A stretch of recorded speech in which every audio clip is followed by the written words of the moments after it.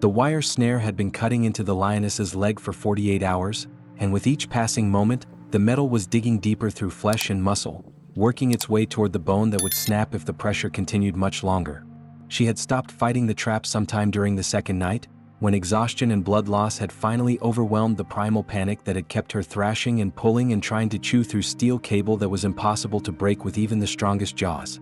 Now she simply lay in the red dust of the Kenyan savanna, her breathing shallow and labored, her golden eyes glazed with pain and the kind of resignation that comes when a creature understands that death is no longer a possibility but an approaching certainty. Dr. Sarah Omondi had been tracking this lioness for 6 hours, following the ranger's report of a snared animal in the northern sector of the Maasai Mara Reserve where she worked as the head wildlife veterinarian. The sun was climbing toward its brutal midday peak, and the temperature was already pushing past 40 degrees Celsius, making the air shimmer and waver in ways that played tricks on tired eyes. Sarah was exhausted. She had been up since 3 in the morning, responding to an emergency call about a wounded elephant calf, and she had not eaten anything except a handful of dry crackers and some lukewarm water from the canteen that now sat empty in her Land Rover, 200 meters away where the terrain had become too rough for vehicles to navigate. She approached the trapped lioness slowly, with her tranquilizer rifle raised and ready, though she could already see that sedation might not even be necessary because this animal was so weak and depleted that she barely registered Sarah's presence as a threat. The snare was one of the illegal wire traps that poachers set throughout the reserve, despite constant patrols and the threat of serious criminal penalties. These traps were indiscriminate killers, designed to catch anything from small antelope to leopards, but they also caught lions and elephants and sometimes even endangered species that were already teetering on the edge of extinction. This lioness had stepped into the snare with her left hind leg, and the wire had immediately tightened around her ankle, drawn closed by the simple but brutal mechanics of a spring-loaded mechanism that was designed to hold fast no matter how much the victim struggled. The more she had fought during those first hours of panic, the tighter the wire had become, until it was now cutting through skin and tissue like a blade through butter. Blood had pooled in the dust around her, creating dark stains that were already attracting flies, and the smell of infection was thick in the air, telling Sarah that even if they could free this animal from the trap, the battle to save her life was far from over. Sarah knelt down slowly about 3 meters away from the lioness, and for the first time in her 12-year career as a wildlife veterinarian, she felt something that went beyond professional concern or medical assessment. She felt a connection, immediate and powerful, as if some invisible thread had been drawn between her heart and the heart of this dying predator. The lioness turned her head, slowly and with obvious effort, and their eyes met. In that moment, Sarah saw something she had never seen before in a wild animal's gaze. It was not just pain or fear or the blank emptiness that often filled the eyes of creatures who had given up on survival. It was something that looked almost like understanding, like recognition, like the lioness somehow knew that Sarah was there to help rather than to harm. If stories about extraordinary bonds between humans and wild animals touch your heart, if you believe that compassion can cross every boundary nature creates, then please subscribe to Lion King Stories. Every subscription helps us share more incredible true tales from the African savanna that prove love and gratitude exist in the animal kingdom just as powerfully as they exist in our own hearts. These stories matter, and your support helps us keep telling them. Sarah had always believed that anthropomorphizing animals was a mistake, that projecting human emotions onto creatures who operated on instinct and survival programming was both scientifically inaccurate and potentially dangerous. But in this moment, looking into those golden eyes that seemed to hold depths of feeling she could not begin to understand, Sarah found herself whispering words she had never spoken to a wild animal before. "I am going to help you," she said softly, her voice barely audible above the buzz of insects and the distant call of a fish eagle. "I promise you, I am not going to let you die here." The lioness blinked slowly, and Sarah could have sworn she saw something like relief flicker across that magnificent face before the animal's eyes closed again, as if the simple act of making eye contact had exhausted the last reserves of energy she had been holding in reserve. Sarah moved closer now, setting down her rifle and pulling out the bolt cutters she had brought specifically for situations like this, though she had never encountered a snare victim quite this far gone. Most animals trapped by wire snares were either found within hours and rescued relatively intact, or they died within the first day from shock, blood loss, or predation by scavengers who could sense vulnerability from kilometers away. This lioness had somehow survived longer than should have been possible, which told Sarah two things. First, that this was an exceptionally strong animal with a will to live that bordered on superhuman, if such a term could be applied to lions. Second, that she probably had been trying to return to cubs, because female lions with dependent young would endure unimaginable suffering to stay alive long enough to provide for their offspring. Sarah felt her throat tighten at the thought of lion cubs somewhere in this vast savanna, waiting for a mother who might never return. The bolt cutters were designed to cut through steel cable up to 8 millimeters thick, and the snare wire was only about 6 millimeters, but it had been drawn so tight around the lioness's leg that Sarah had trouble fitting the cutting blades around the wire without causing additional damage to the already devastated tissue. She worked carefully, positioning the tool with precision that came from years of emergency veterinary work in field conditions where mistakes could cost an animal its life. The first cut took more force than she had anticipated, and when the wire finally snapped with a metallic ping that echoed in the quiet savanna, Sarah nearly sobbed with relief. But cutting the snare was only the first step in what Sarah knew would be a long and uncertain battle to save this lioness. The leg was a disaster. The wire had cut so deeply that Sarah could see exposed bone and severed blood vessels that had somehow managed to clot enough to prevent the animal from bleeding out completely. The tissue around the wound was swollen and discolored, clear signs of infection that had been spreading through the leg for at least 24 hours. In a domestic animal, Sarah would have recommended amputation without hesitation, because trying to save a leg this badly damaged was almost always futile and often led to systemic infection that would kill the patient anyway. But this was not a domestic animal. This was a wild lioness who needed 4 fully functional legs to hunt, to defend herself, to survive in an environment where any sign of weakness was an invitation to be challenged, attacked, or killed. Amputating the leg would be a death sentence, just slower and arguably more cruel than letting nature take its course right here and now. So Sarah made a decision that would define the next 3 years of her life. She was going to try to save the leg, no matter how difficult or unlikely success might be, because this lioness had looked at her with eyes that held something too precious to ignore, and Sarah was not the kind of person who walked away when something needed saving, even when logic and experience suggested that saving was impossible. She administered a sedative, a carefully calculated dose that would keep the lioness unconscious for the next 2 hours while Sarah worked, but not so much that it would dangerously suppress respiratory function in an animal already compromised by dehydration and blood loss. Then she set up her portable surgical kit, laying out instruments on a sterile cloth with the practiced efficiency of someone who had performed emergency procedures in conditions far worse than this. The Maasai Mara might be one of the most beautiful places on Earth, but it was also one of the most challenging places to practice veterinary medicine, with temperatures that could spoil medications in minutes, dust that contaminated everything, and the constant awareness that predators and scavengers were always watching, always waiting for an opportunity. Sarah spent the next 90 minutes cleaning the wound, debriding dead tissue, flushing out infection, and suturing torn blood vessels and muscles with technique that would have impressed surgeons working in climate-controlled operating rooms with teams of assistants. Here, she had only herself, her training, and a stubborn refusal to accept that this magnificent creature should die because some human had set an illegal trap. She worked with total focus, blocking out the heat and the flies and the cramping in her legs from kneeling on hard ground for so long. She worked because this was what she had been put on Earth to do, to heal, to help, to fight against the casual cruelty that humans inflicted on the natural world. When she finally tied off the last suture and sat back on her heels, Sarah's hands were shaking with exhaustion and her shirt was soaked with sweat, but the leg was closed, stabilized, and wrapped in bandages that would protect it from further damage. She had done everything medically possible. Now it was up to the lioness's own immune system, her own strength, her own will to survive. Sarah administered antibiotics, pain medication, and intravenous fluids through a catheter she placed in the lioness's front leg. Then she sat down in the dust beside the sedated animal and waited for her to wake up. The waiting was the hardest part. Sarah had seen animals die on the operating table, had watched them slip away despite her best efforts, and each loss had carved a small piece out of her heart that never quite healed. This lioness had already endured so much, had fought so hard, had looked at Sarah with those eyes that seemed to understand that help had finally arrived. If she died now, after all of this, Sarah was not sure she could handle it. She found herself talking to the unconscious lioness, telling her about her own life, about why she had become a veterinarian, about the day her father had brought her to this very reserve when she was 9 years old and she had seen her first wild lion and known, with absolute certainty, that her life's purpose was to protect these magnificent creatures. The lioness began to stir about 2 hours after Sarah had administered the sedative, right on schedule according to the dosage calculations. Her eyes opened slowly, unfocused at first, then gradually sharpening as consciousness returned and with it the awareness of pain and confusion about what had happened.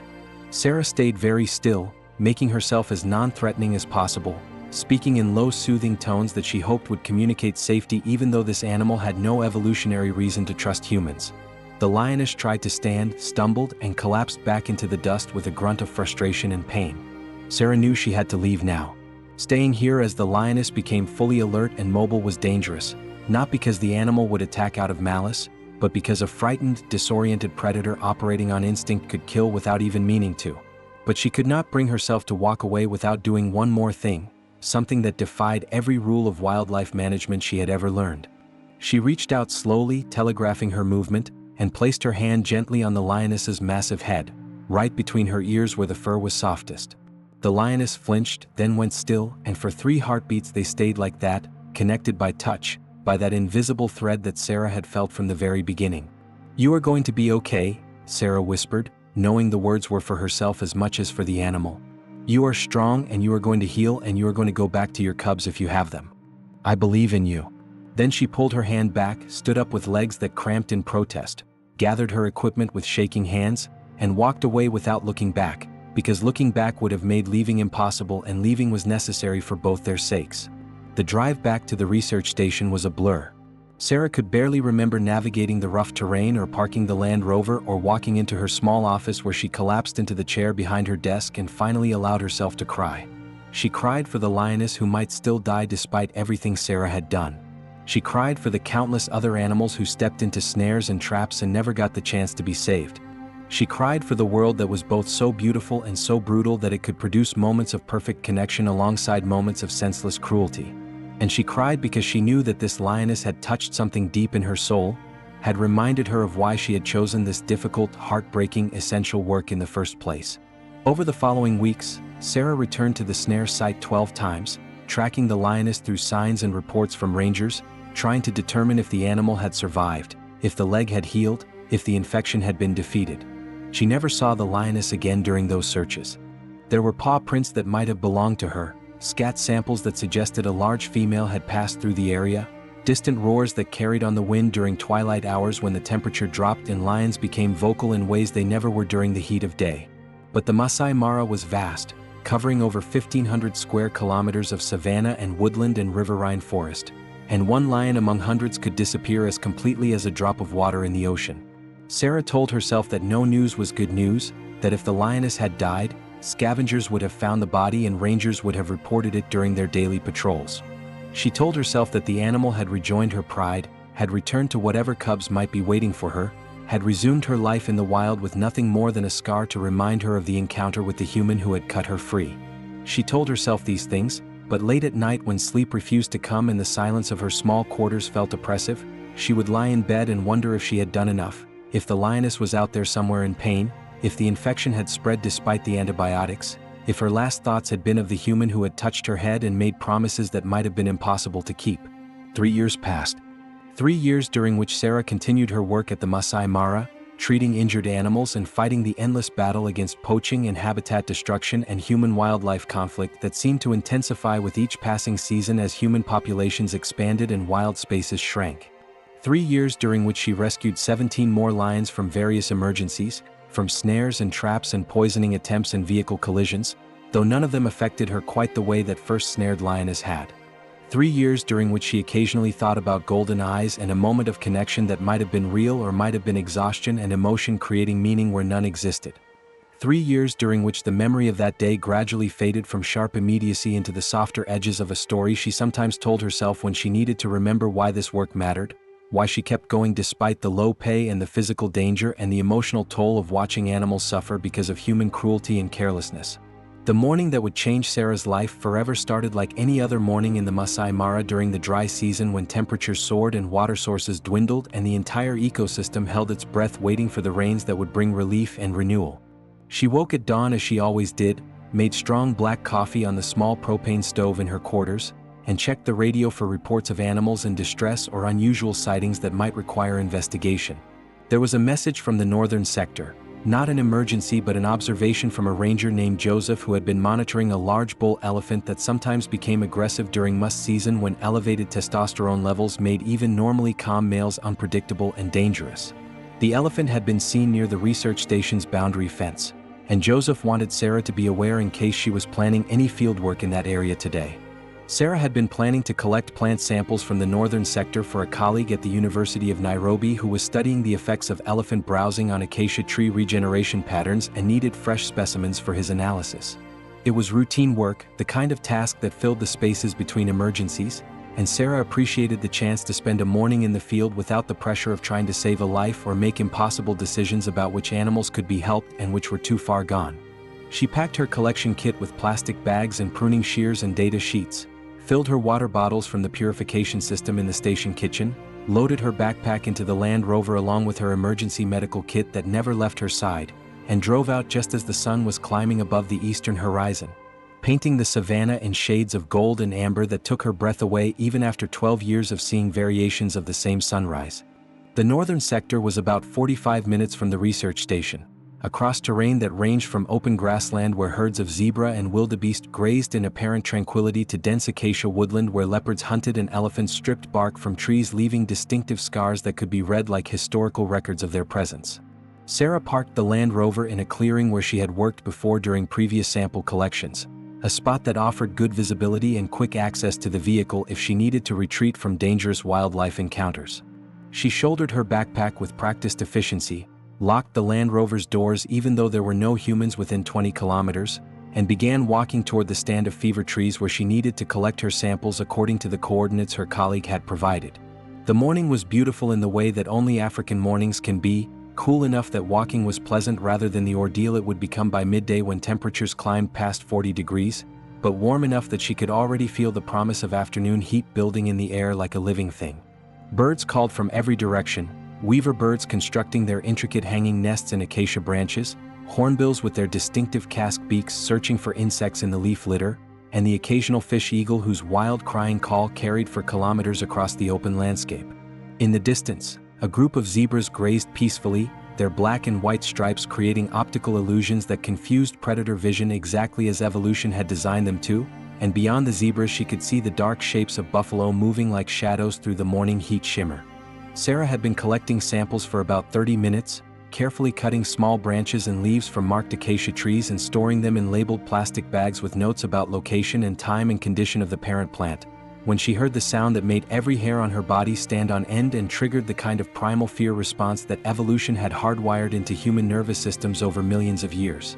It was the scream of an elephant, not the friendly rumble of communication or the social trumpet that elephants use to locate family members across vast distances, but the high-pitched shriek of rage and aggression that meant an elephant was past warning and into attacking mode with no interest in backing down or being placated. Sarah spun around just in time to see the bull elephant burst from the tree line about 50 meters away, his massive ears spread wide like sails to make him appear even larger than his already impressive size, his trunk raised high above his head in the posture that signaled maximum aggression, his tusks gleaming white in the morning sun and looking sharp enough to pierce through flesh and bone as if they were nothing more substantial than paper. He was in full charge, moving at the kind of speed that seemed physically impossible for something so massive, accelerating from standstill to over 40 kilometers per hour in just seconds, and he was coming directly at her with single-minded purpose that left absolutely no doubt about his intentions. Sarah ran. Every wildlife training protocol she had ever learned during her education and career said not to run from a charging elephant, said to stand your ground and make yourself appear large and shout commands in a deep authoritative voice, said to move sideways rather than directly away because elephants can run faster than humans but have difficulty turning quickly, said to get behind a tree large enough to provide protection or climb into branches if possible. But training evaporated in the face of primal terror that bypassed rational thought and went straight to the oldest parts of her brain that were concerned only with immediate survival, and Sarah's body made the decision before her conscious mind could intervene to suggest better options. She ran as fast as she had ever run in her life, her backpack bouncing against her shoulders and threatening to throw off her balance, her lungs burning with the effort of pulling oxygen from air that suddenly felt too thin to sustain the kind of exertion her muscles were demanding. She could hear the elephant behind her, could hear the thundering of his feet hitting the ground like drums in a rhythm that was both terrible and magnificent, could hear his breathing which sounded like a locomotive engine at full power, could hear the trumpet screams that he released every few seconds as if to make absolutely certain she understood that he was coming for her and there would be no mercy or reprieve. And she knew with absolute certainty, the kind of knowledge that comes from deep instinct rather than logical thought, that she could not outrun him, that in seconds he would be on her and those tusks would pierce her body and his feet would crush her bones and her life would end here in the savanna she had devoted herself to protecting. She stumbled over a rock hidden in the grass and went down hard, her hands hitting the dirt with impact that sent shock waves up her arms, her knees scraping against stone and thorn that opened small cuts she would not even notice until hours later. This was it. This was how it ended. Sarah rolled onto her back, some deep instinct making her want to face death rather than feel it coming from behind without seeing it, and she saw the elephant bearing down on her, close enough now that she could see the fury in his small eyes that seemed too intelligent for what they were contemplating, could smell the wild scent of him that was earth and grass and something ancient, could see individual hairs on his trunk and the scars on his hide from battles and encounters with thorn bushes, and the general wear of existence in the wild. Her life did not flash before her eyes the way people always said it would in the final moments. Instead, she thought of all the animals she had saved over 12 years of work, thought of all the lives that had continued because she had been there at the right moment with the right skills and the refusal to give up even when situations seemed hopeless. And she thought that maybe that was enough, maybe that was a life well lived even if it was ending far too soon and without warning. Then something golden and powerful hit the elephant from the side with enough force that the impact was audible even over the sound of the elephant's charge. Sarah heard the roar before she fully understood what was happening, a sound so loud and so primal and so filled with aggression that it seemed to come from the earth itself rather than from any living creature. A lioness, massive and magnificent and moving with the kind of speed that seemed to defy physics, had launched herself at the elephant with total disregard for her own safety or the obvious size difference between them. Her claws were fully extended as she made contact, sharp as razors and capable of shredding skin that was several centimeters thick. Her teeth were bared in a display that would have been terrifying even without the vocalization that accompanied it, and she was attacking with the kind of ferocity that stopped the elephant's charge more from shock and surprise than from any real danger that a single lioness could pose to a healthy adult bull elephant in his prime. Elephants were not afraid of lions under normal circumstances. A healthy adult elephant had nothing to fear from even a full pride of lions working in coordinated attack, because the size difference was so extreme that the most the lions could hope to accomplish was harassment rather than any serious injury. But the shock of being attacked from an unexpected angle, the sudden pain of claws raking across his shoulder and drawing blood that ran in rivulets down his gray hide, the roar that spoke of absolute determination and commitment to this fight rather than the normal lion behavior of backing away from elephants, all of it combined to make the elephant pause in his charge and reassess the situation with the kind of rapid calculation that intelligent animals are capable of making when circumstances change suddenly. The lioness did not pause or give the elephant any time to recover his momentum. She attacked again before he could fully process what was happening, darting in and out with speed that seemed impossible for an animal her size, moving like a boxer who understood that her only advantage was quickness and the element of surprise. She aimed for the elephant's legs and face, the vulnerable areas where even thick skin could be penetrated by determined fangs, creating enough chaos and confusion that the elephant's rage began to shift into uncertainty about whether continuing this fight was worth the potential injury he might sustain. He trumpeted, a sound of frustration and pain that carried across the savanna and would be heard by every animal within several kilometers, and swung his massive head toward this new threat, his tusks coming close enough to the lioness that if they had connected they would have gored her instantly and almost certainly killed her within minutes. But she was too fast, too experienced in the kind of combat that required split-second timing and perfect judgment of distance, too absolutely committed to whatever purpose had driven her to attack an elephant to save a human in defiance of every natural behavior pattern that lions were supposed to follow.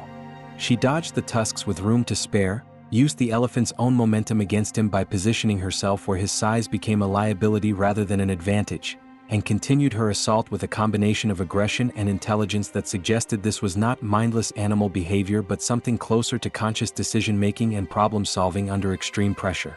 The standoff lasted perhaps 2 minutes, though to Sarah, who was watching from the ground where she had fallen, it felt like hours compressed into a space too small to contain them.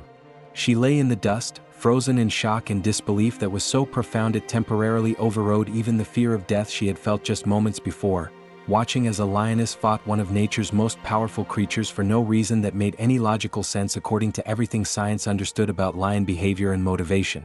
Lions did not protect humans. Lions avoided elephants whenever possible because the size difference made confrontation suicidal. This should not be happening. But it was happening right in front of her eyes, undeniable and impossible and completely real.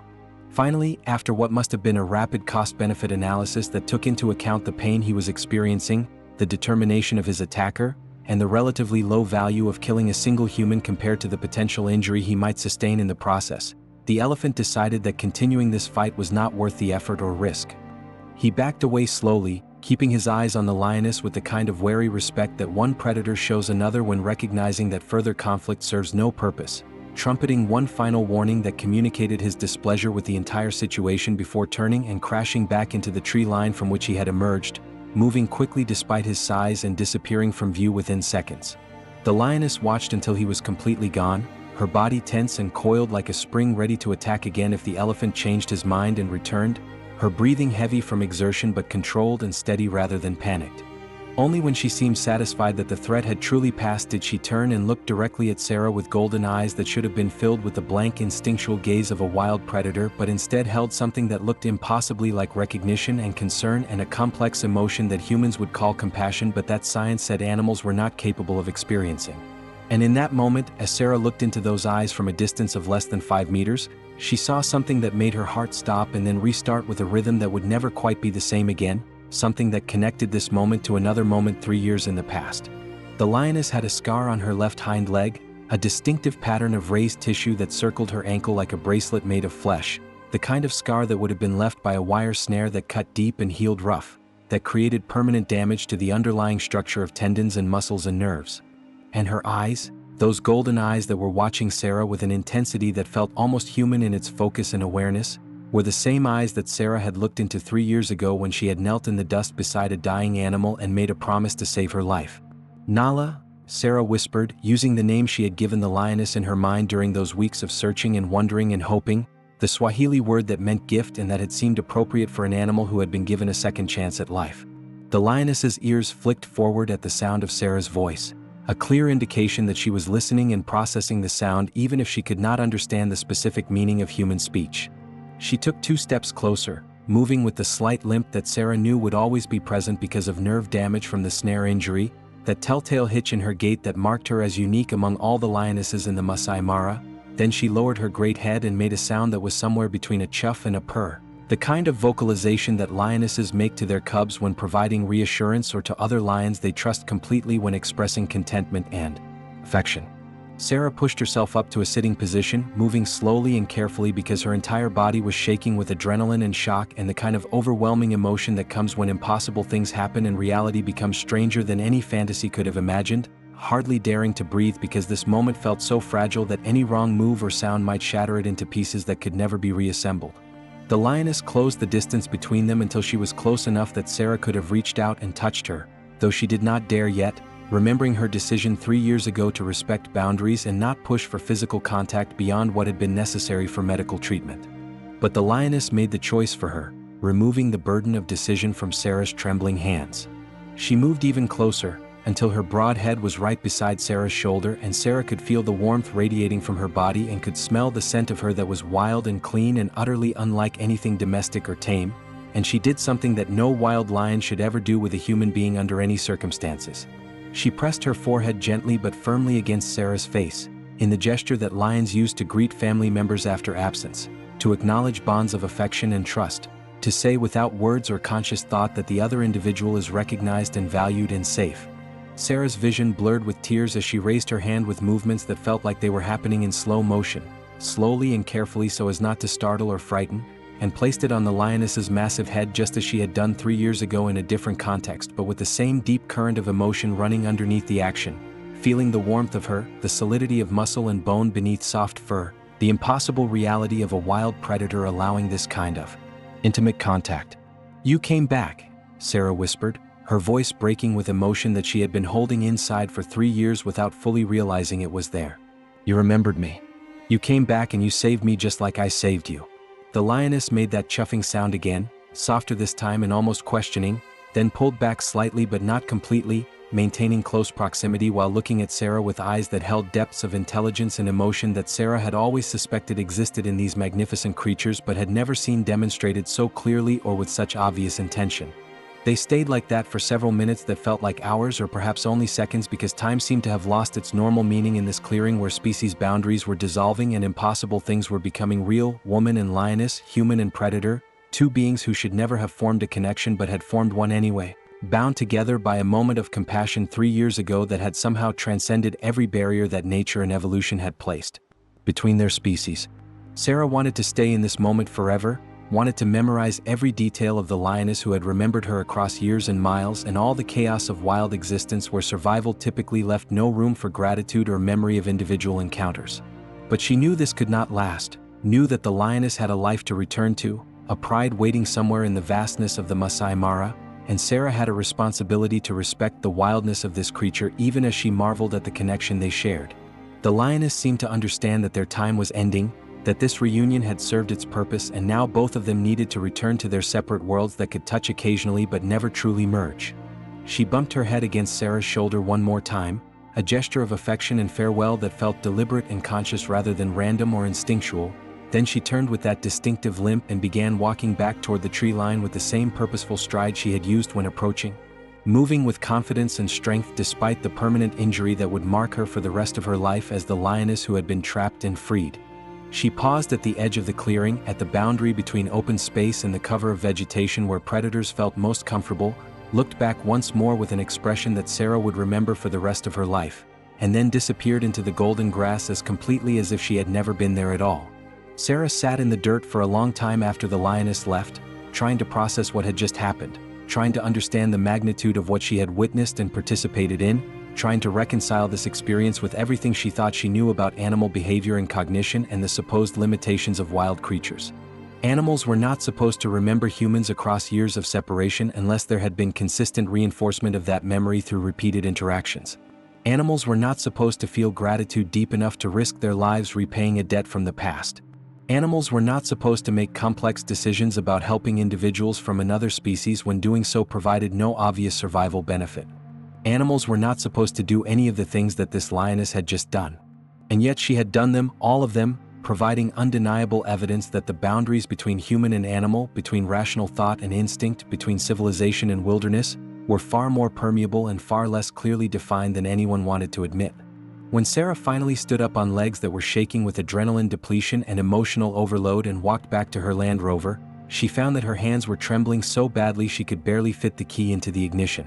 She drove back to the research station in a daze, operating on autopilot and muscle memory rather than conscious thought, and when she walked into her office several of her colleagues looked up from their work and immediately recognized that something profound had happened from the expression on her face. Her colleague David, who had worked with her for 5 years and knew her well enough to read her moods and emotional states, took one look at her face and asked what had happened. Sarah tried to explain but found herself crying instead, great heaving sobs that came from somewhere so deep inside her that they felt like they were tearing her apart from the inside out, releasing emotions she had been holding in careful control for 3 years since that day when she had walked away from a sedated lioness without knowing whether her intervention had been successful or futile.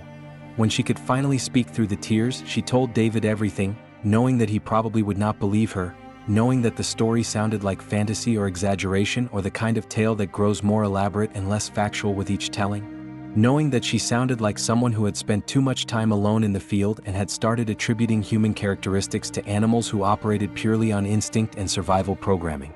But David had worked with Sarah for 5 years, conducting research and responding to wildlife emergencies and navigating the complex politics of conservation work in East Africa, and he knew she was not the kind of person who invented stories or embellished truth or let emotion override scientific objectivity. So he listened without interruption while she described the elephant charge, the lioness's attack, the scar on the leg, the eye contact, the head-pressing gesture that lions only used with family members. When she was finished, he sat in silence for several minutes, processing what he had heard, before finally speaking in a voice that was quiet and thoughtful and completely lacking in the skepticism she had expected. He said, "You know what this means, right? It means that everything we thought we knew about lions, about memory consolidation and emotional capacity and the cognitive abilities of large predators, all of it might be wrong or at least incomplete. It means we have been underestimating them, maybe for as long as we have been studying them, maybe since humans first started trying to understand animal minds and behavior."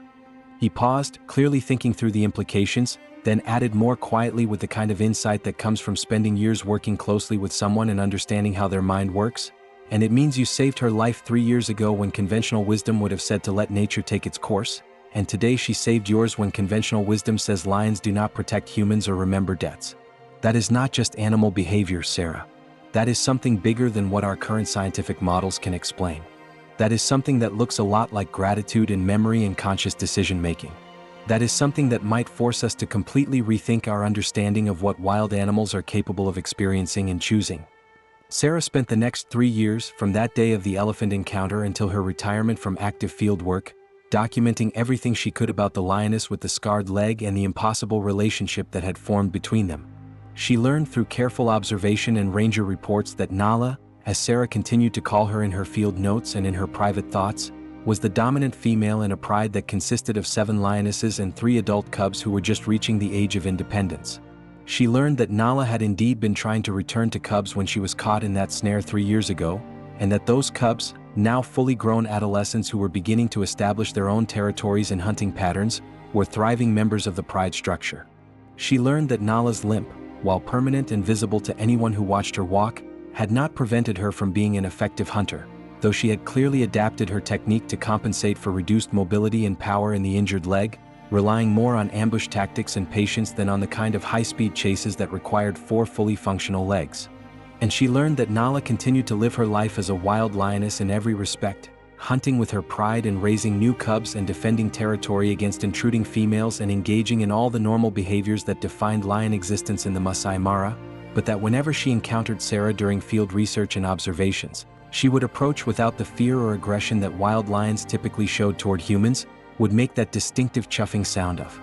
greeting and recognition, would acknowledge their connection through brief moments of contact before returning to her wild existence as if the encounter had been nothing more than a brief pause in the normal flow of her day. It was as if Nala understood that she had 2 lives, one as a wild predator embedded in the complex social structure of her pride, and another as the recipient of compassion from a human who had refused to let her die, and that both lives could coexist without conflict or confusion. Other researchers at the Maasai Mara station became aware of the relationship between Sarah and Nala through direct observation and through Sarah's increasingly detailed documentation of their encounters, and some were skeptical at first, suggesting that Sarah might be anthropomorphizing natural animal behavior or misinterpreting coincidence and random chance as something more meaningful. Lions were known to occasionally tolerate human presence if they had been habituated through years of exposure to research vehicles and tourist groups. And perhaps Nala was simply less fearful than most lions rather than specifically remembering Sarah's intervention years earlier. But the documentation Sarah compiled over 3 years was too extensive and too detailed to dismiss as wishful thinking or scientific bias. The pattern was clear and consistent. Nala recognized Sarah specifically, not humans in general. She would ignore or avoid other researchers but would approach Sarah. She would make vocalizations that she did not make toward other humans. She would allow physical contact that no other wild lion in the reserve would permit. The evidence, while anecdotal and difficult to quantify in traditional scientific terms, was nevertheless compelling. Sarah eventually published a paper in a major wildlife biology journal that detailed the initial rescue, the elephant incident 3 years later, and the ongoing relationship that had developed between herself and the lioness over the subsequent years. The paper was titled, "Evidence of Long-Term Memory and Apparent Gratitude Behavior in a Wild African Lion," a case study, and it was carefully written to present facts without excessive interpretation while acknowledging that the observed behaviors challenged existing models of lion cognition and social behavior. The paper was controversial from the moment it was published. Some researchers praised it as groundbreaking work that opened new avenues for understanding animal consciousness and emotion. Others criticized it as scientifically weak, relying too heavily on anecdotal observation and anthropomorphic interpretation of behavior that could be explained through simpler mechanisms that did not require attributing complex emotions or memories to wild predators. But the paper was rigorously researched and meticulously documented, including photographs and video evidence and corroborating testimony from other researchers who had witnessed some of the interactions, and it was published in a peer-reviewed journal with high standards, which gave it credibility even among skeptics. More importantly, the paper opened conversations throughout the wildlife biology community about the need to reconsider fundamental assumptions about animal cognition and emotional capacity, particularly in large predators whose intelligence and social complexity had perhaps been underestimated because they did not fit convenient categories that allowed for easy measurement and quantification. If a wild lioness could remember a specific human across 3 years and could apparently make decisions based on that memory, including the decision to risk her own safety to protect that human from an elephant attack, then what other capabilities might large predators possess that scientists had not yet recognized or measured?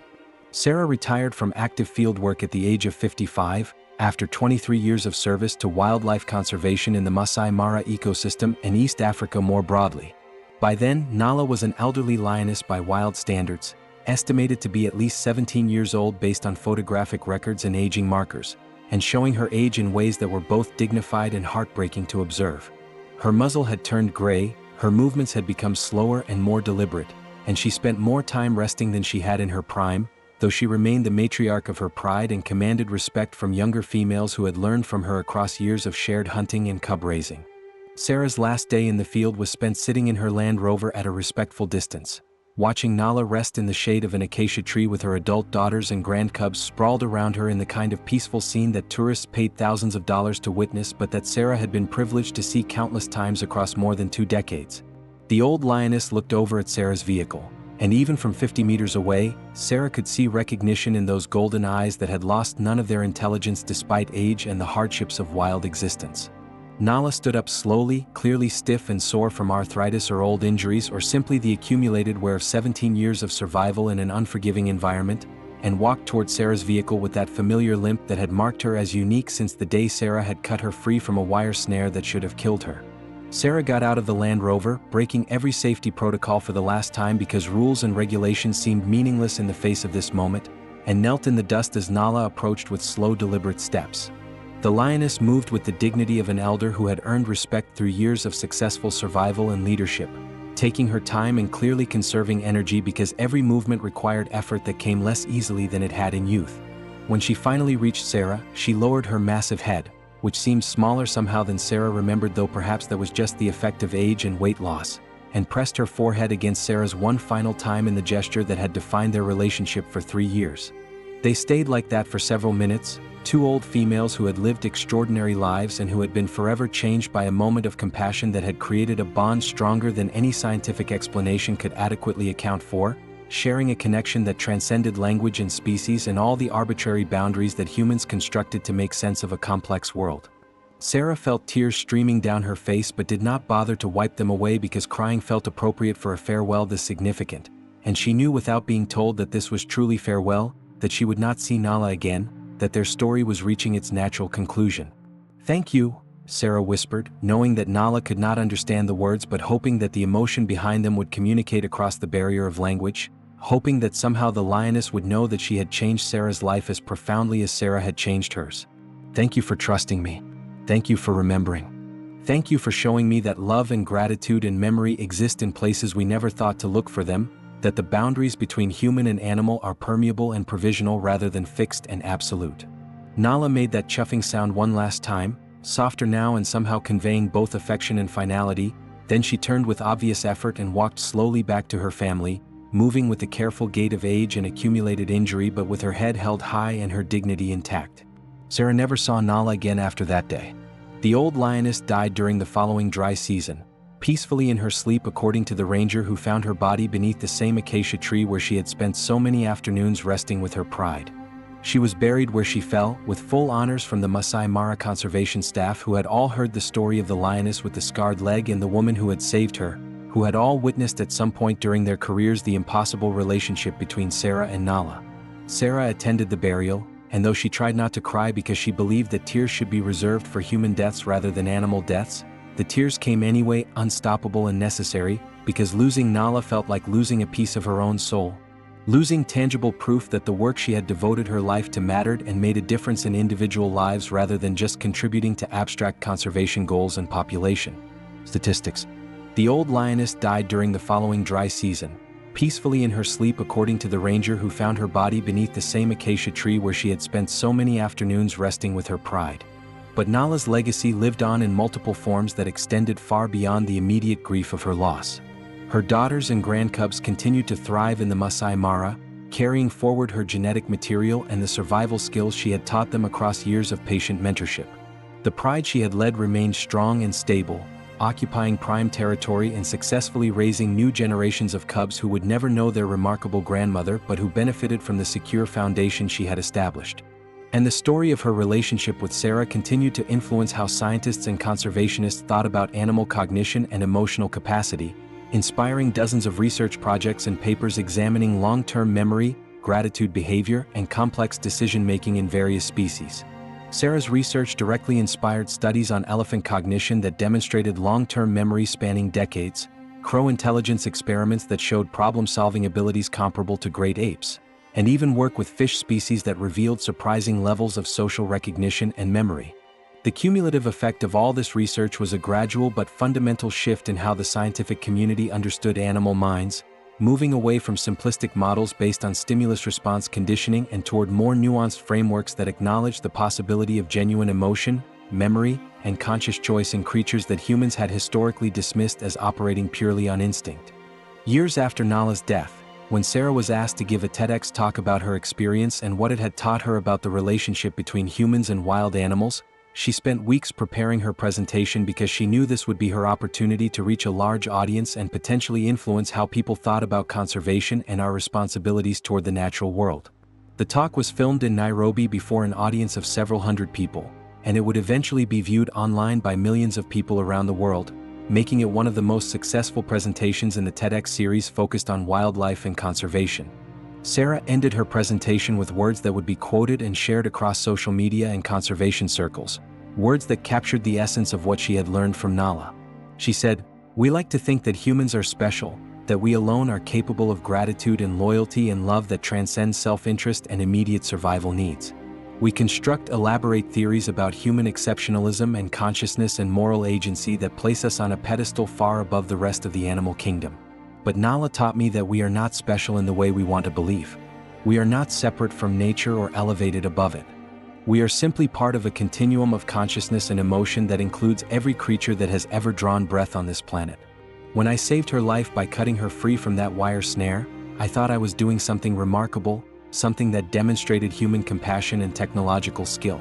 But when she saved mine by attacking an elephant to protect me, she proved that remarkable is not unique to humans. It is woven into the fabric of life itself, present in every species that forms bonds and remembers kindness and makes choices based on something deeper than mere survival instinct. Nala recognized me 3 years after our first encounter. She remembered that I had helped her. She chose to help me in return even though doing so put her at risk. That is not instinct. That is not stimulus response conditioning. That is consciousness. That is gratitude. That is love. And if a wild lioness can feel those things and act on them, then perhaps we need to fundamentally rethink our relationship with the natural world and recognize that we share this planet with creatures whose inner lives are far richer and more complex than we have given them credit for. The talk received a standing ovation that lasted several minutes, and in the weeks after it was posted online, Sarah received thousands of emails from people around the world who said that her story had changed how they thought about animals and conservation and humanity's place in the natural order. Teachers used her presentation in classrooms to spark discussions about animal intelligence and environmental ethics. Conservation organizations featured her story in fundraising campaigns that generated support for anti-poaching efforts and habitat protection. And wildlife researchers began approaching their work with new questions and methodologies that acknowledged the possibility of complex emotional lives in species that had previously been studied primarily through the lens of behavior and ecology without consideration for subjective experience. If this story touched your heart, if it made you see the animal kingdom in a new light and recognize that the boundaries between human and animal are far more permeable than we have been taught to believe, we would be honored if you would take a moment to share your thoughts in the comments below. Have you ever experienced a moment of connection with a wild animal that seemed to transcend normal boundaries and suggest the presence of genuine emotion or memory? Have you ever witnessed an act of apparent gratitude or compassion from an animal that challenged your understanding of what creatures other than humans are capable of feeling and choosing? Your stories matter because they add to our collective understanding of the bonds that connect all living things, and they remind us that we share this planet with beings whose inner lives and emotional capacities deserve our respect and consideration. Every comment, every shared story, every moment of recognition that animals are more than the simple creatures we have made them out to be, helps shift the conversation toward a more compassionate and realistic understanding of our relationship with the natural world. Please subscribe to Lion King Stories for more incredible true tales from the African savanna that prove the king of the jungle and all wild creatures have hearts and minds far more complex than we have ever acknowledged. And thank you for being part of our pride, for caring about these stories, and for recognizing that love and gratitude and memory are not uniquely human but rather universal qualities that connect us all.